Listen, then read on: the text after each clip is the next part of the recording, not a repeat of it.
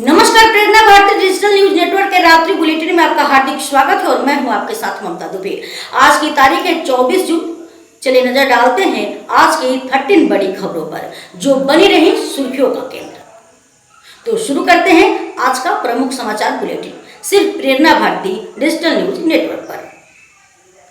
पहले आज की ब्रेकिंग हेडलाइंस जान लेते हैं। जाटिंगा लामपुर में भीषण भूस्खलन, बराक घाटी रेल और सड़क संपर्क से पूरी तरह कटी। सिलचर में 3 करोड़ का गांजा जब्त, 3 तस्कर गिरफ्तार। नरसिंहपुर में सिलचर आइजोल रोड की हालत खेत जैसी।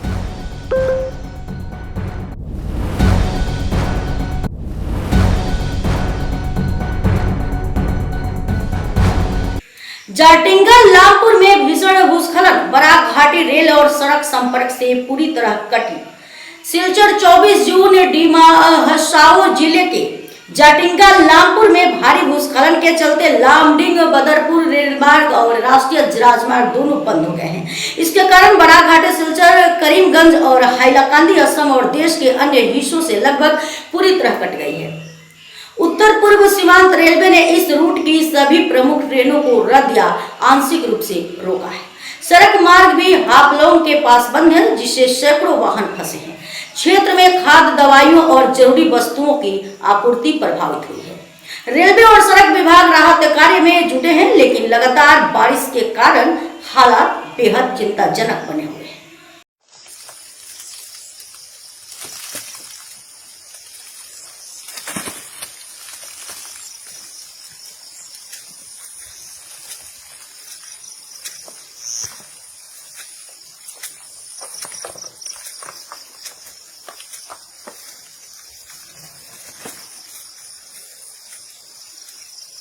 सिलचर में 3 करोड़ का गांजा जब्त, 3 तस्कर गिरफ्तार। सिलचर कछार पुलिस ने आईएसबीटी क्षेत्र में छापेमारी कर करीब 576.58 किलोग्राम गांजा बरामद किया, जिसकी कीमत लगभग 3 करोड़ रुपए है। मौके से 3 तस्कर ज्योतिष प्रसाद और चिरंजीत देव वर्मा पश्चिम त्रिपुरा निवासी को गिरफ्तार किया गया।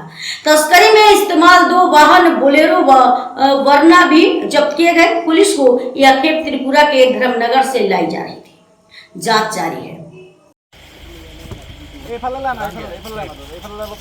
गाड़ी थोड़ा स्टार्ट करके आगे खींच कर दो, दोनों गाड़ी एक जगह में आ जाएगा। दोनों गाड़ी थोड़ा आगे मतलब गैप दी भी नहीं, इसको थोड़ा आगे कर दे, इसको थोड़ा सा आगे कर दे।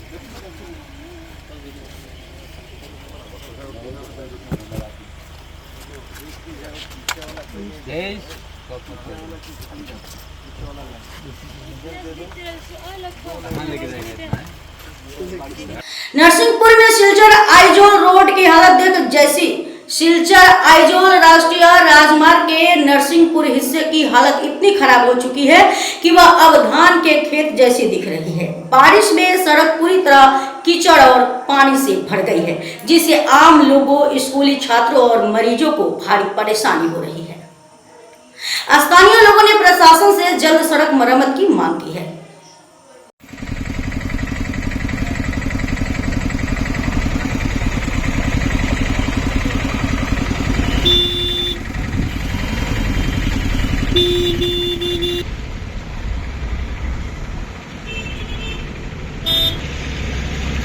सिलचर गौशाला में विकास पर चर्चा, मंदिर निर्माण की योजना।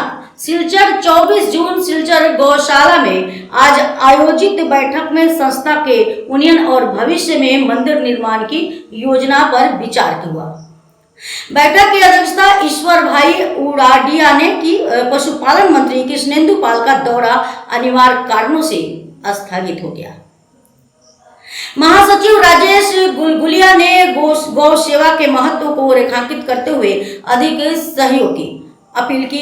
जिला पशुपालन अधिकारी डॉक्टर जितेंद्र भुइया ने गोपालन पर तकनीकी जानकारी साझा की।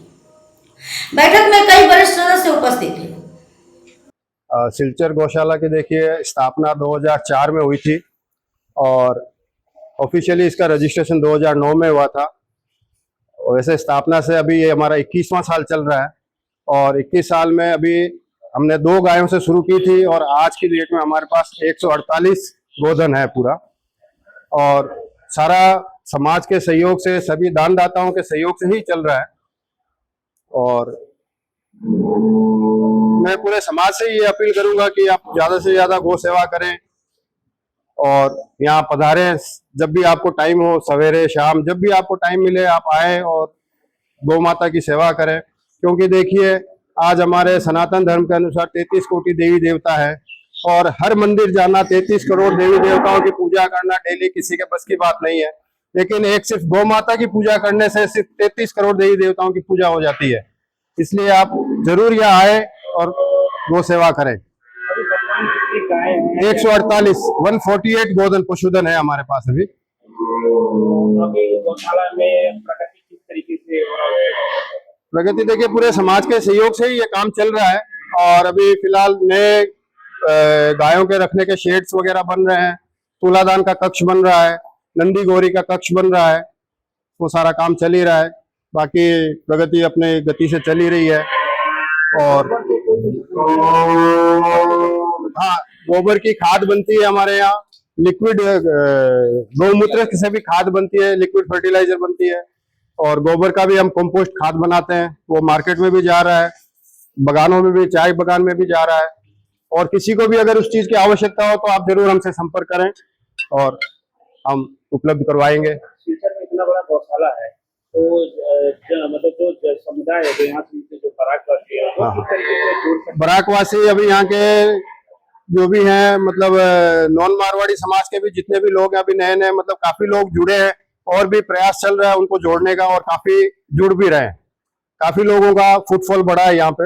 Average, on and average daily 5-7-10 लोग डेली आ ही रहे हैं, मतलब पब्लिक से घूमने के लिए आ रहे हैं, गौ सेवा करने के लिए आ रहे हैं। और हम चाहते हैं कि ये संख्या और बढ़े और पब्लिक आए, तो गौ माता की सेवा अच्छे से हो पाएगी।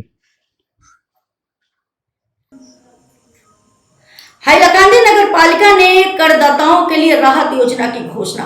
हाइलाकांदी 24 जून नगर पालिका ने करदाताओं को राहत देते हुए विशेष योजना की घोषणा की है।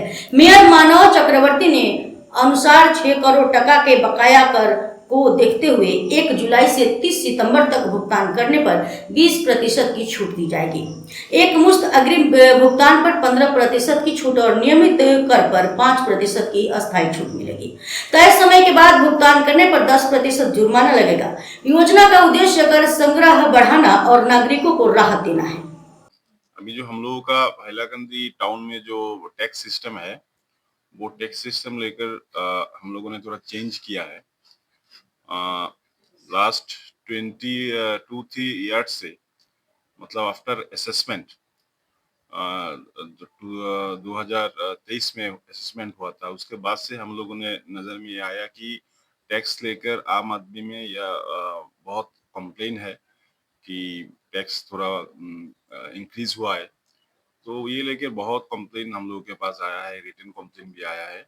तो 3 साल से हम लोग कोशिश कर रहे थे, लेकिन हम लोग इतना सक्सेस नहीं हुए उसमें, उसको रिड्यूस करने में। लेकिन लास्ट इस मंथ के फर्स्ट वीक में हम लोग गुवाहाटी में गए थे। वहाँ पर डायरेक्टर जो है म्युनिसिपल एडमिनिस्ट्रेशन, उनके साथ हम लोगों का एक मीटिंग हुआ है, बातचीत हुआ है, बहुत सारे मुद्दे लेकर बातचीत हुआ है। तो वहाँ पर एक डिसीजन हुआ है कि हम ये जो टैक्स, अभी जो टैक्स हो रहा है उसमें हम रिडक्शन कर सकते हैं। उसके बाद लास्ट 20 को हम लोगों का बोर्ड मीटिंग हुआ था। बोर्ड मीटिंग में हम लोगों ने कुछ इम्पोर्टेंट डिसीजन लिया है टैक्स रिलेटेड इशू लेकर। तो वही बात लेकर आज प्रेस मीट है। पहले जो डिस्कशन जो हुआ है, जो डिसीजन जो हुआ है, उसमें हुआ है कि एरियर जो टैक्स है, अभी जिन लोगों का टैक्स एरियर है बाकी है बहुत सारे दिनों से, अगर वो लोग अगले फिनेंशियल, मतलब ये जो फिनेंशियल ईयर चल रहा है, अगले मंथ से, मतलब जुलाई, अगस्त, सितंबर, 3 महीने का टाइम हम लोगों ने दिया है। 3 महीने में अगर ये जो एरियर टैक्स है उन लोगों ने क्लियर कर दिया तो उनको हम 20% रिबेट देंगे टोटल अमाउंट से। मतलब अगर किसी का एरियर टैक्स 1 लाख रुपये है और ये जुलाई, अगस्त, सितंबर, इन 3 महीने में के अंदर उन्होंने अगर ये टैक्स क्लियर कर दिया तो टोटल अमाउंट जितना है उससे 20% रिबेट उनको मिलेगा। ऐसा बात नहीं है कि उनको एक साथ पेमेंट करना पड़ेगा, वो पार्ट पेमेंट भी कर सकते हैं, लेकिन मतलब इस 3 महीने के अंदर उसको वो एरिया टैक्स क्लियर करना होगा। अगर वो कर दे तो उनको 20% मिल जाएगा।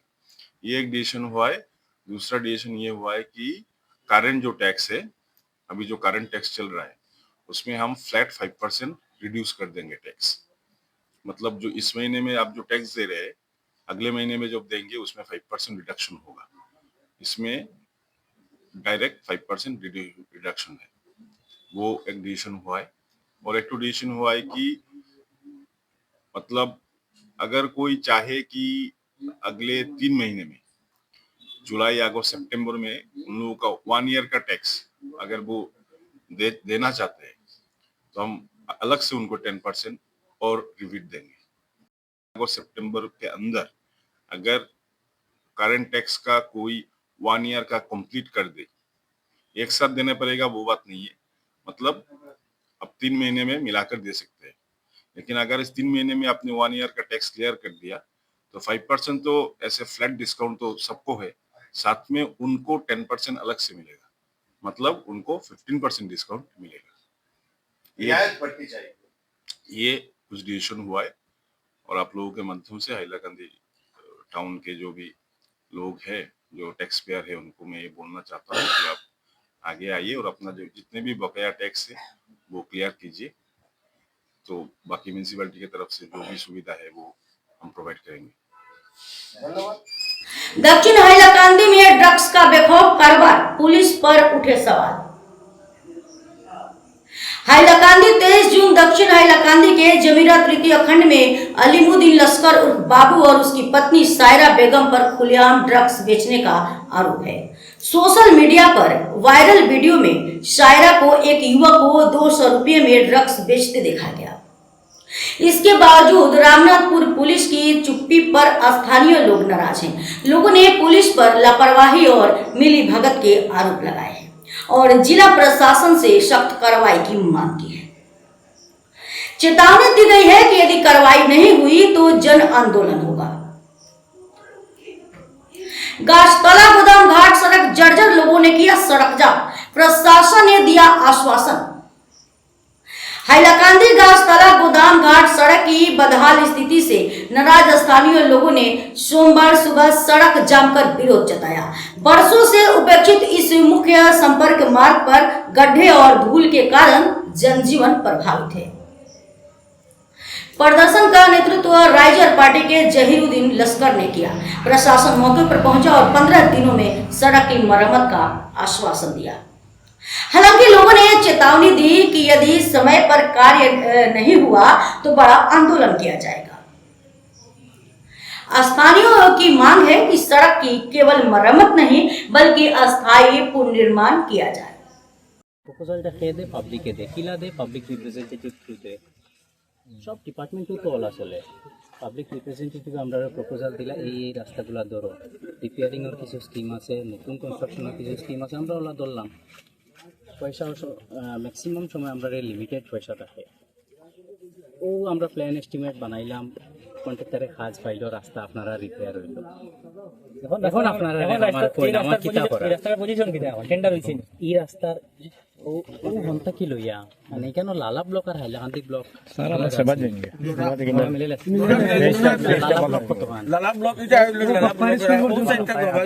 না না এটা আপনারা সারা দেখো এটা বর্তমানে ডিলিমিটেশন করার পরে গিয়া এই রাস্তাটা কিছু অংশ পড়ে গেছে মনে করেন এই সাইড হইলো আর এই অর্ধেকটা যে আলগাপুর ব্লক আগে এটা লালা ব্লক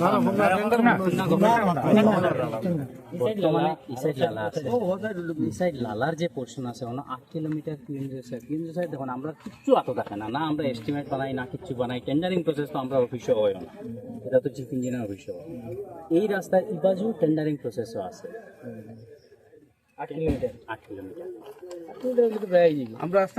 কতটুকু থেকে কতটুকু ও গোদামঘাটের যেন শেষ হইছে আচ্ছা ও ঘন্টা কি লইয়া 8 কিলোমিটার হইলেও তখন আমার মাথা আছে রাস্তা আর কি আমি একবার বসলাম কোনো সামনে কোনো শেষ হয় আর টানি করে যেন তখন এটা এখন স্ট্যান্ডার্ডটা হয়ে গেছে নি জি না টেন্ডারিং প্রসেসও আছে তাহলে তো অনেক লেট Evaluation আমরা আমার যখন জানা আছে টেকনিক্যাল ইভ্যালুয়েশন শেষ হয়েছে, ফাইন্যান্সও আছে, ফাইন্যান্সে ক্লিয়ার করিয়া দিত, এরপরে ওয়ার্ক অর্ডার অ্যালট করা হইতো। আশা করি আর আমি প্রতিশ্রুতি খেরোরে দিতাম চাই আর না মিথ্যা প্রতিশ্রুতি, আশা করি আর এই মাসের ভিতরে আজকে কত তারিখ 23 আপনি আমার জিকাইলে আমি কোনো কর্ম করেন চাই না।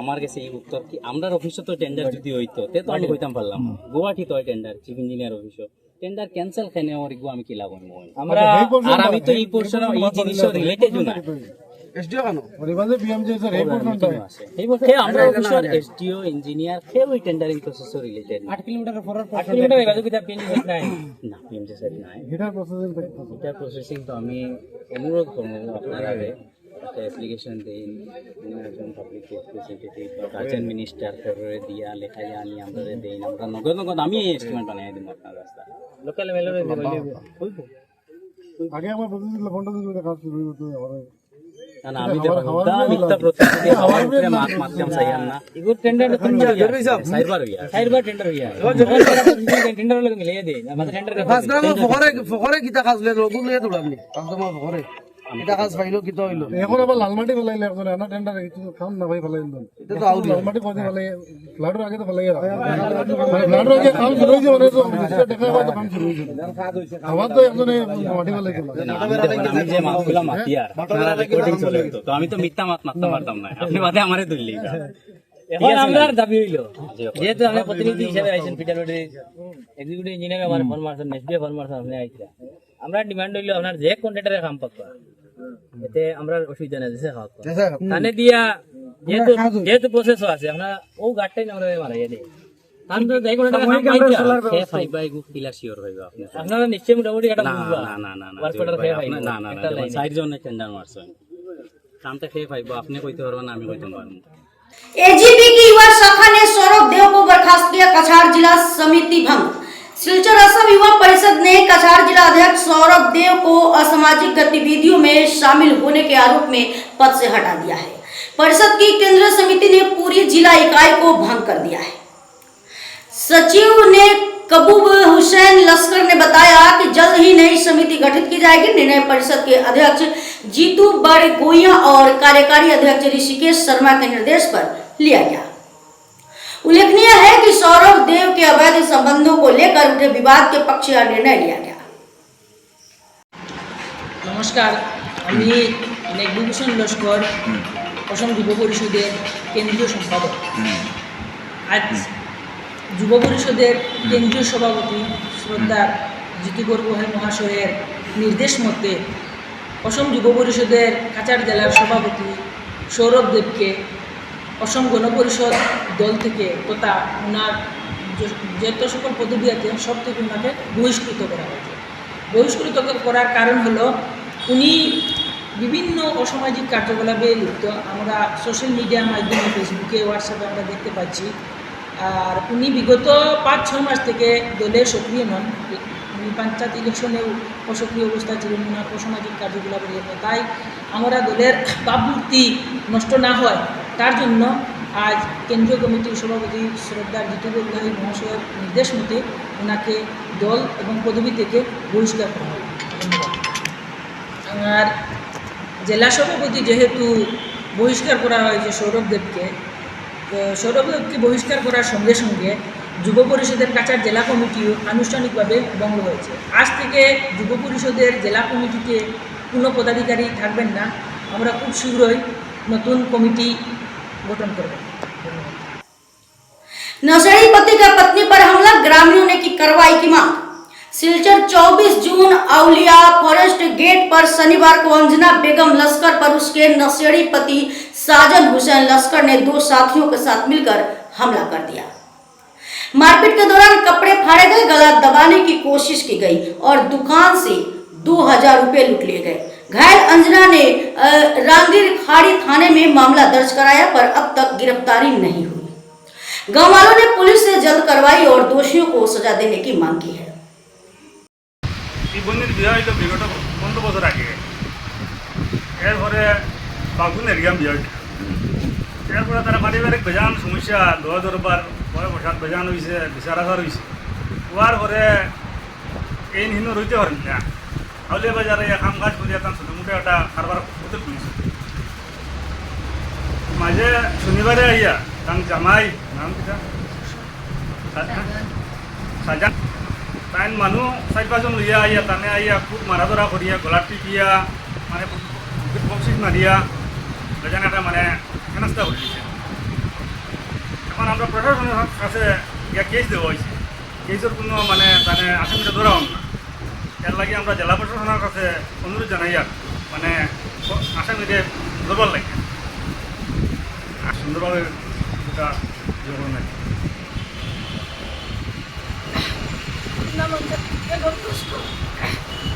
শনিবারে আমার স্বামী এই আমার খুব আমি চিনছি না যে নাই আমার দর্শন একদম আমার কাপড় বাড়িয়েছে আজ আমাকে বলা বাড়ি ধরিয়া বুকুর মাঝে বক্সি আমি যে মাঠটা নিয়ে বাড়াতাম না আমার 2টা বাচ্চা আছে একবারও লাভ বিচার করিয়া বাড়িতে নিয়ে আমার মাথাটা টাকা দিয়ে আমার টাকা দিছে। তো আমি কেস দিয়া দিছিলাম, তারা কেস আমার শুনছে না আর আসামি তারা ধরছে না, উল্টা আমার এঁকে দিছে কি তাইলে আমি বান্ধে বাড়িটা পুলিশ এঁকে দিছে আমার একটা হয়েছে আইলে বান্ধে বাড়িয়ে বান্ধে বাড়িয়ে আমরা ফোন করি আমরা যে ধরিয়ে আনি টকটা হয়ে দিছে। ডিসেন্টারও দিছি দিয়ে আমি 12,000 টাকা দিয়ে বার করিয়া আছি, বার করিয়া আনিয়া ও মত খাইয়াই আমার মারা ধরা করো উঠে লই আর জিনিসপত্র আমার বাকি লাইন মারা ধরা করো নাড়াড়ি যে মত আইবি দিয়া। हरांग नदी के कटाव से त्रस्त सोनापुर के कई परिवार बेघर, सरकार से नहीं मिली मदद। बरखला विधानसभा के सोनापुर क्षेत्र में हरांग नदी की कटाव से कई परिवार अपने घर जमीन गंवाकर अब सड़क किनारे अस्थायी झोपड़ी में रह रहे हैं। एक और नदी दूसरी ओर सड़क, बीच में खतरे में जीवन जीने को मजबूर हैं। न पूर्व विधायक किशोर नाथ ने वादा निभाया, न वर्तमान विधायक मिसबाहुल इस्माइल सामने आए। सरकार की मदद न मिलने से लोग अब सिर्फ ईश्वर के भरोसे दिन काट रहे हैं।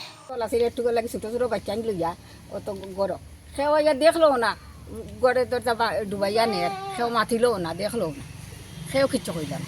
এমএলএ খুঁজাইছিল না মিসবাউল ইসলামে? না না কই খুঁজাইতা তান চকু দেখা যায় না, তান চকু দেখা যায় না এমএলএ উঠে। আপনারা কোনো সাহায্য পাইনি? নদী ভাঙ্গনের লাগিয়া কোনো সাহায্য পাইছেন? এটা কিচ্ছু হয় তো বাড়ির বাইজত গড় দিয়েছেন তা নিজে বাস দিয়া আইতে থাকে না তো নেগি ভাঙিয়ে উঠাইয়া নেগি গুলাই যখন আমলা দে এটা গড় নেগি কেন আরাম নদী নেন। 3 পরিবার আছিল, 2 পরিবার বয়ে গেছে কি আমি বাঙ্গিয়া সরিয়া গেছি হারাং নদী ভাঙ্গনে। হারাং নদী ভাঙ্গনে কতদিন থেকে ভাঙ্গন? ভাঙ্গনি প্রায় 10 বছর থেকে। আমরা জায়গাও নাই, বাসাও নাই, কিচ্ছু নাই।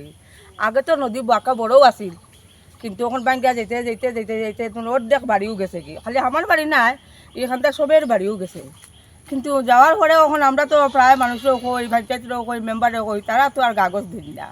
শেষ পর্যন্ত তো আমি কিশোরের লগে বহুত বছর আসিছি, আমি তো বিজেপির মানুষও আছি, বিজেপির লগে কিশোরে আমি আনিয়া দেখাইছি যে ও মিসবাবুলের আগে যে এমএলএ আসলা কিশোর নাথ তানতে আমি দেখাইছি। দেখানি পরে তাই ভর্তি গাং আমরা বাড়ির জল তানতে দেখানি চলে তাই তো ওই কইলা আর যেন গেলা আইস পর্যন্ত তার ভাতটা এবার নাকি সড়কে অর্ধেক, এবার নাকি নদী অর্ধেক, আর আমরা আছি খাসর মধ্যে। বেশ অর্ধেক না, আমরা আছি খাসর মধ্যে। ওখান থেকে আমরা রায় ওদিন জানি প্লাট যখন ঢুকছে গড়ের মাঝামাঝি জল, আর ঘুম থেকে উঠতে চিন্তা করলাম রে বা গড়ে যেন জল ঢুকলো, কিন্তু ওখান থেকে বাচ্চাটা যদি নদী জল ভর্তি হতো তো আমি আর বাচ্চাটা আমার পাইলাম না। এরপরে উঠছি, উঠতে আমরা সড়ক ছাড়াও উঠছি।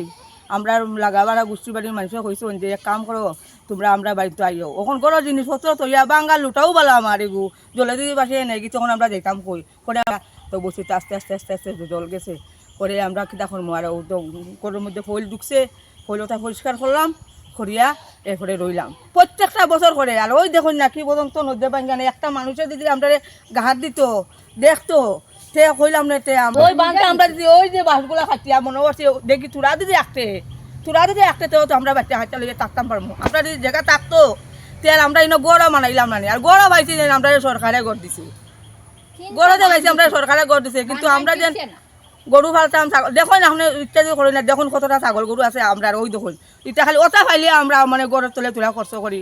এর মধ্যে ও টেকাও যদি থাকতো তেও মনে করলাম না মানুষের এটা দেখলে আমরা কোন বয়সে এখন গড় মারিতাম দরজা মারিতাম কিতা করতাম ঠিক আছে।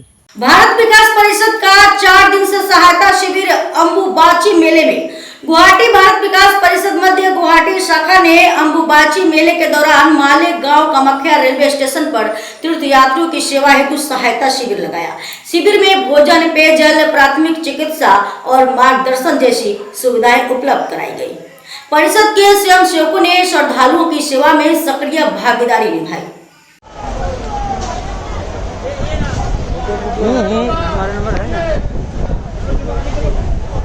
बाबू का मोबाइल में कर रहा हूँ, बाबू आपको दे देंगे। हाँ,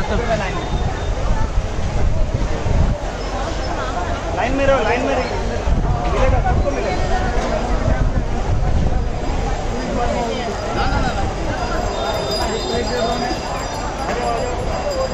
सीमा सुरक्षा के लिए पुलिस चौकी की मांग।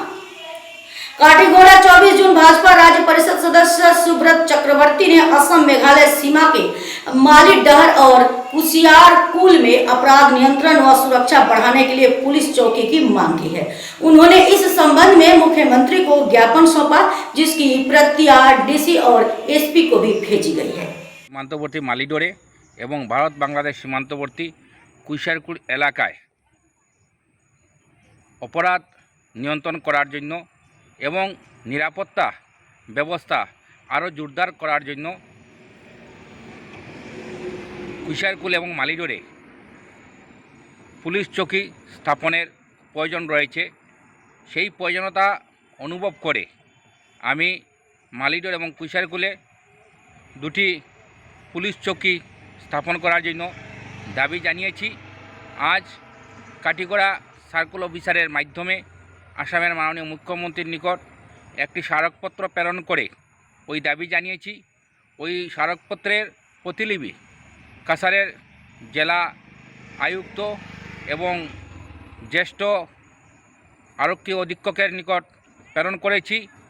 আমরা স্মারকপত্রে উল্লেখ করেছি আমি যে গুমরা পুলিশ অনুসন্ধান কেন্দ্রের আওতায় 20 কিলোমিটার আন্তর্জাতিক সীমান্ত রয়েছে এবং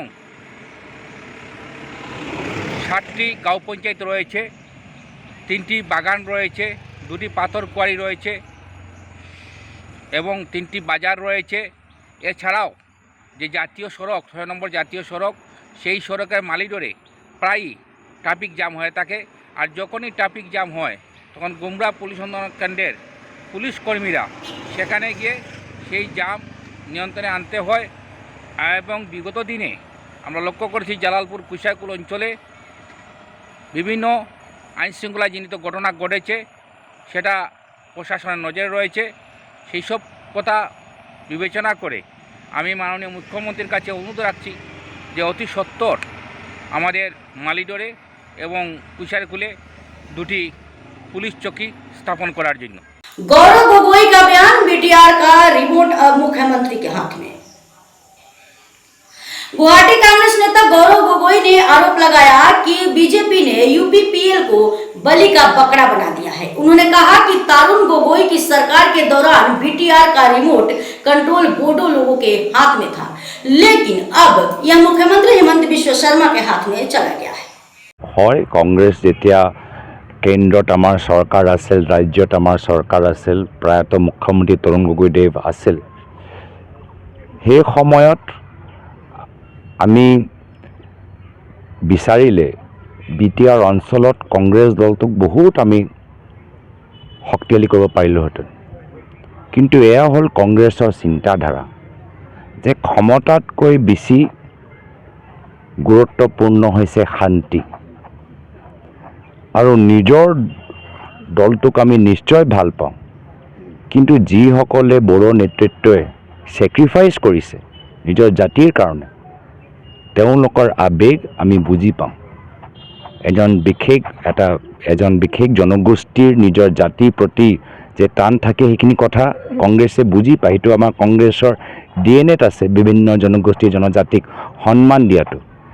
আৰু সেইকাৰণে কেন্দ্ৰত ৰাজ্যত চৰকাৰ থকা স্বত্বেও নিজৰ দলৰ আমি বলিদান দি বৃহত্তৰ বিটিআৰ অঞ্চলৰ শান্তিৰ স্বাৰ্থত স্থানীয় বিটিআৰ সেই সময়ৰ নেতাসকলক তেওঁলোকৰ ত্যাগ আৰু বলিদানক সন্মান কৰি আমি নিজৰ দলটোক পিছত ৰাখিলোঁ, BTRৰ মানুহক সন্মুখত ৰাখিলোঁ। স্বাভাৱিকভাৱে এনে কৰিলে আমাৰ দলৰ অলপ ক্ষতি হ'ল, কিন্তু যোৱা কিছু বছৰৰ পৰা আমাৰ দলৰ স্থিতি আমি লাহে লাহে আকৌ বিল্ড আপ কৰিছোঁ। ৰাইজে দেখিছে যে কংগ্ৰেছ দলে BTRৰ সম্পৰ্কত নিজৰ ছেক্ৰিফাইচ কৰিলে, কিন্তু বৰ্তমান বিজেপি চৰকাৰ আজি তেওঁলোকে স্থানীয় বড়ো নেতৃত্বক তেওঁলোকৰ বলি দিছে, তেওঁলোকক ছেক্ৰিফাইচ কৰাইছে নিজৰ দলৰ ব্যক্তিগত স্বাৰ্থ। বিজেপি আৰু কংগ্ৰেছ একদম অপজিট। কংগ্ৰেছে নিজৰ ছেক্ৰিফাইচ দিলে আৰু বিজেপিয়ে UPPLক ছেক্ৰিফাইচ কৰিছে। BPFক আজি একদম দুৰ্বল কৰি পেলালে। ৰিম'ট কণ্ট্ৰলটো হিমন্ত বিশ্ব শৰ্মা ডাঙৰীয়াৰ হাতত আছে। প্ৰায়তঃ তৰুণ গগৈদেৱৰ দিনত ৰিম'ট কণ্ট্ৰল তেওঁলোকৰ হাতত নহয়, ৰিম'ট কণ্ট্ৰল বড়ো মানুহৰ হাতত আছিলে। আৰু এই কথাবোৰ মানুহে এতিয়া গম পাই গৈছে আৰু পুনৰবাৰ কংগ্ৰেছক স্বাগতম জনাইছে। হয়, এতিয়া অগপক শেষ কৰিলে। যি অৱস্থা আজি অগপৰ হৈছে, দুজন ব্যক্তিৰ বা তিনিজন ব্যক্তিৰ দল, যি দলে অসম আন্দোলনৰ পৰা জন্ম হ'ল, বিজেপিৰ লগত মিত্ৰতা কৰি আৰু বহল হ'ব লাগিছিল আৰু শক্তিশালী হ'ব লাগিছিল। অসম চুক্তি আখৰে আখৰে ৰূপায়ণ কৰিব লাগিছিল। এতিয়া বিজেপি জালত ভৰি দি লাহে এতিয়া মাত্ৰ ৩-৪জন ব্যক্তিৰ দল হৈ গ'ল। এই একে অৱস্থাটো আমি দেখিছোঁ যে বিজেপিয়ে UPPL হওক, BPFে হওক, এতিয়া সকলোৱে হিমন্ত বিশ্ব শৰ্মা ডাঙৰীয়াৰ সন্মুখত আঁঠু কাঢ়িবলৈ হৈছে। কিন্তু আমাৰ যেতিয়া কংগ্ৰেছ চৰকাৰ থাকে, ৰিজনেল পাৰ্টি ষ্ট্ৰং হয়, গতিকে আমি ৰিজনেল চেণ্টিমেণ্ট আমি বুজি পাওঁ, সন্মান কৰোঁ আৰু ছেক্ৰিফাইচ কাৰণে বৃহত্তৰ ৰিজনেল ইণ্টাৰেষ্টৰ বাবে কংগ্ৰেছে সদায় ছেক্ৰিফাইচ কৰিবলৈ সাজু। ক্ষমতা আহিব, ক্ষমতা যাব, ৰিজনেলিজম থাকিব লাগিব। ৰিজনেলিজম আৰু নেশ্যনেলিজমৰ মাজত এটা ভাল সম্পৰ্ক হৈ থাকিব লাগিব। সেইকাৰণে উত্তৰ পূৰ্বাঞ্চলত বিভিন্ন ৰাজ্যত যে জন্ম কেনেদৰে হৈছিল, ৰিজনেলিজমৰ ওপৰত, লিংগুইষ্টিক আইডেণ্টিটিৰ ওপৰত, लैंड आइडेंटिटी ऊपर। तो ये थी आज की टॉप 13 खबरें। अगर आपको यह वीडियो पसंद आया हो तो लाइक करें, अपने दोस्तों और परिवार के साथ शेयर करें और प्रेरणा भारती डिजिटल न्यूज नेटवर्क को सब्सक्राइब करना ना भूलें। आप किस खबर पर अपनी राय देना चाहेंगे कमेंट बॉक्स में हमें जरूर बताएं। कल फिर मिलेंगे, तब तक के लिए नमस्कार।